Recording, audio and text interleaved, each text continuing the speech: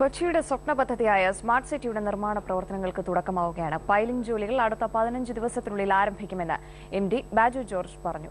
പദ്ധതി പൂർത്തിയാകുന്നതോടെ കൂടുതൽ രാജ്യാന്തര കമ്പനികൾ കേരളത്തിലേക്ക് എത്തുമെന്നും അദ്ദേഹം പറഞ്ഞു. ക്യാമറാമാൻ രമേശ് മണിക്കൊപ്പം കൊച്ചിയിൽ നിന്ന് ഉണ്ണി എസ് നായർ തയ്യാറാക്കിയ റിപ്പോർട്ട്. ഏറെ നാളത്തെ കാത്തിരിപ്പിന് ശേഷം കൊച്ചി സ്മാർട്ട് സിറ്റി പദ്ധതിയുടെ നിർമ്മാണ പ്രവർത്തനങ്ങൾ ആരംഭിക്കുകയാണ്. ഇടച്ചിറയിലെ ഈ ഭൂമിയിലാണ് ആദ്യത്തെ IT കെട്ടിടത്തിലുള്ള നിർമ്മാണ പ്രവർത്തനങ്ങൾ തുടങ്ങുന്നത്. ഇതേക്കുറിച്ച് വിശദീകരിക്കാൻ ഇപ്പോൾ കൊച്ചി സ്മാർട്ട് സിറ്റി പദ്ധതിയുടെ managing director Shri Baju George നമ്മോടൊപ്പമുണ്ട്. ശ്രീ ബാജു ജോർജ്, ഇപ്പോഴത്തെ നിർമ്മാണ പ്രവർത്തനങ്ങൾ ഏത് ഘട്ടത്തിലെത്തി നിൽക്കുകയാണ്? എന്നത്തേക്കാണ് പൈലിംഗ് ഉൾപ്പെടെയുള്ള ജോലികൾ ആരംഭിക്കുന്നത്?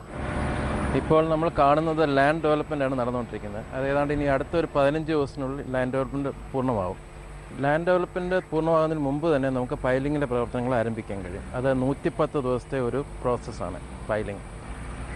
അത് ഈ മാസം തന്നെ ആരംഭിക്കാൻ കഴിയുമെന്നാണ് നമ്മൾ പ്രതീക്ഷിക്കുന്നത്. ഇപ്പോൾ 10 ഏക്കർ സ്ഥലത്താണ് നമ്മൾ നിർമ്മാണ പ്രവർത്തനങ്ങൾ തുടങ്ങിയിരിക്കുന്നത്. സ്മാർട്ട് സിറ്റി വിഭാവനം ചെയ്തിരിക്കുന്നത് 236 ഏക്കർ സ്ഥലത്താണ്, 246 ഏക്കർ സ്ഥലത്താണ്.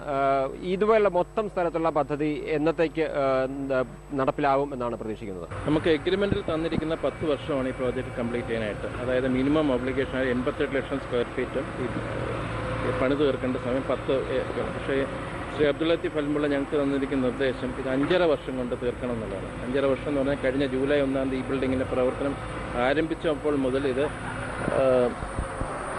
ഒരു കൗണ്ട് ചെയ്യാൻ തുടങ്ങി. അപ്പോൾ 5.5 വർഷം കൊണ്ട് ഈ പ്രോജക്റ്റ് പൂർണ്ണമാകും.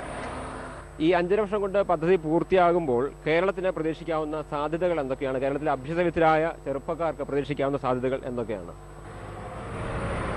ഈ ഡയറക്റ്റ് എംപ്ലോയ്മെൻ്റ് ആയതുകൊണ്ട് 1 ലക്ഷം ജോലികൾ വരുന്നത് കൂടാതെ 3 ലക്ഷത്തോളം ഇൻഡയറക്റ്റ് ജോലിയും ഈ പ്രോജക്റ്റ് മൂലം കേരളത്തിലുണ്ടാവും. പക്ഷേ അതിനേക്കാൾ ഉപരിയായിട്ട് കേരളത്തിന് ലഭിക്കാവുന്ന ഏറ്റവും വലിയ അംഗീകാരമായിരിക്കും കേരളത്തിൻ്റെ വികസന സാധ്യതകൾക്ക്, കേരളത്തിലെ ഇൻവെസ്റ്റ്മെൻറ്റ് ക്ലൈമറ്റിന് കിട്ടുന്ന വലിയൊരു അംഗീകാരമായിരിക്കും സ്മാർട്ട് സിറ്റിയുടെ വിജയം.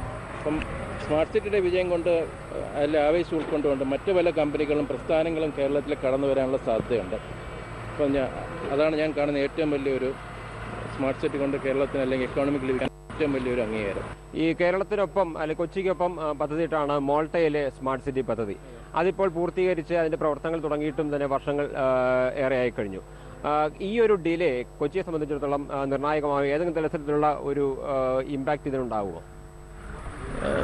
കൊച്ചിയെ സംബന്ധിച്ച് അങ്ങനെ ഒരു ഇമ്പാക്റ്റ് ഞാൻ കാണുന്നില്ല. കാരണം എന്ന് പറഞ്ഞാൽ ഇന്ത്യയിലെ IT ഭാവി ഇനിയും വളരെ ശോഭനമാണ്. അപ്പം ധാരാളം സാധ്യതകൾ ഇനിയുണ്ട്. ഇപ്പോൾ ഉള്ളതിൻ്റെ തന്നെ 3 ഇരട്ടിയായിട്ട് IT വാല്യൂ അല്ല IT എക്സ്പോർട്ടിൻ്റെ വാല്യൂ വർദ്ധിക്കുമെന്നാണ് നാസ്കോമിൻ്റെ കണക്കുകൾ. ഒരു വലിയൊരു ഡെവലപ്മെൻറ്റാണ് ഭാവിയിൽ കാണുന്നത്. അതുകൊണ്ട് നമുക്ക് സാധ്യതകളൊന്നും തന്നെ നഷ്ടപ്പെട്ടിട്ടില്ല. ഇനിയും വിജയിക്കത്തേ ഉള്ളൂ. ഏതായാലും ശ്രീ ബാജു ജോർജ് സൂചിപ്പിച്ചതുപോലെ അടുത്ത 5.5 വർഷത്തിനുള്ളിൽ കൊച്ചിയിലെ ഈ പദ്ധതി പ്രദേശത്ത് സ്മാർട്ട് സിറ്റി 246 ഏക്കർ സ്ഥലത്തും സ്മാർട്ട് സിറ്റി പദ്ധതി പൂർത്തീകരിക്കും എന്ന് തന്നെ നമുക്ക് പ്രതീക്ഷിക്കാം. അതോടൊപ്പം തന്നെ കേരളത്തിന്റെ സ്വപ്ന പദ്ധതി പൂർത്തീകരിക്കുന്നതോടെ കേരളത്തിന്റെ അഭ്യസ്തവിദ്യരായ ചെറുപ്പക്കാർക്ക് നിരവധി തൊഴിലവസരങ്ങൾ തുറന്നു കിട്ടും എന്നും നമുക്ക് പ്രതീക്ഷിക്കാം. രൂപയുടെ വിലത്തകർച്ച